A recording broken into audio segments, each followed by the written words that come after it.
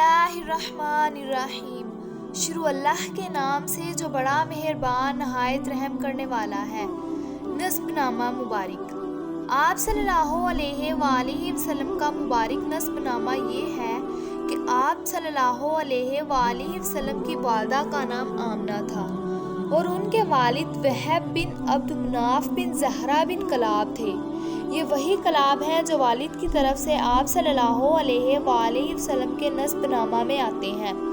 کہا جاتا ہے کہ ان کا اصل نام عروہ یا حکیم تھا، لیکن وہ کتوں کے ذریعے بکثرت شکار کھیلا کرتے تھے، اس لیے کلاب کے نام سے مشہور ہو گئے۔ عربی میں کلاب کتوں کو کہتے ہیں۔ قبیلہ۔ آپ قبیلہ قریش سے تعلق رکھتے تھے جو پورے عرب میں سب سے معزز قبیلہ تھا۔ قریش دراصل فہر بن مالک یا نضر بن کنانہ کا لقب تھا، بعد میں ان کی اولاد اسی نسبت سے مشہور ہو گئی۔ یوں تو اس قبیلے کو ہر دور میں سیادت حاصل رہی، لیکن کسی کو ایک منفرد مقام حاصل ہوا۔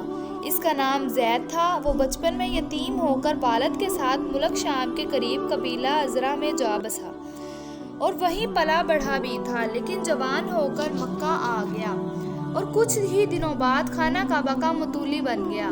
یہ قبیلہ قریش کا پہلا شخص تھا جو خانہ کعبہ کا متولی ہوا۔ متولی ہونے کا مطلب یہ تھا کہ اسی کے ہاتھ میں خانہ کعبہ کی کنجی ہوتی، وہ جس کے لیے اور جب چاہتا تھا کعبہ کا دروازہ کھولتا تھا۔ علاوہ ازیں قریش مکہ سے باہر آباد تھے، اس نے انہیں اندر لا کر آباد کیا۔ نیز اسی نے حاجیوں کے لیے میزبانی کا طریقہ بھی ایجاد کیا۔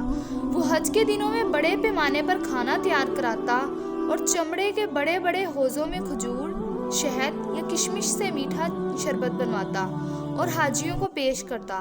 اس نے کعبہ کے شمال میں ایک دارالندوہ کے نام سے ایک گھر بھی بنا رکھا تھا جو قریش کی اجتماعی سرگرمیوں کا مرکز تھا۔ یہی ان کی پارلیمنٹ بھی تھی اور اسی میں وہ شادی وغیرہ کی رسمیں بھی انجام دیتے تھے۔ قریش کا جھنڈا اور کمان بھی کسی کے ہاتھ میں تھی، چنانچہ لڑائی کا جھنڈا اس کے سوا کوئی باندھ نہیں سکتا تھا۔ وہ بڑا کریم اور عقل مند تھا۔ قریش اس بات سے بے چون و چرا تسلیم کرتے تھے